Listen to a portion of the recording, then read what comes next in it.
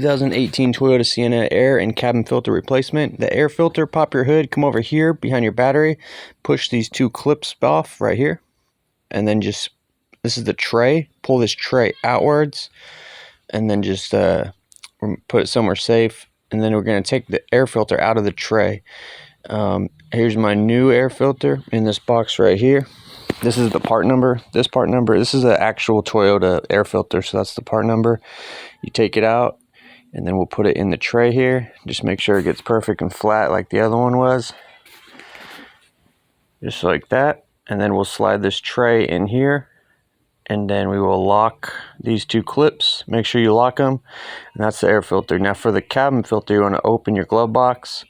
Come over here, remove this plunger, take your finger and just push it to the right off the little notch there. Then we're going to squeeze both of the sides of the glove box and lower it. We're going to lower it like this. Now once it's lowered, this is our little access door. So there's a tab right here and on the other side as well. And we're going to push these tabs in and then try to pull this lid out. Just like that.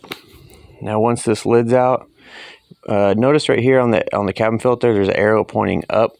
Our new one's going to have that too. We got to make sure it points up as well.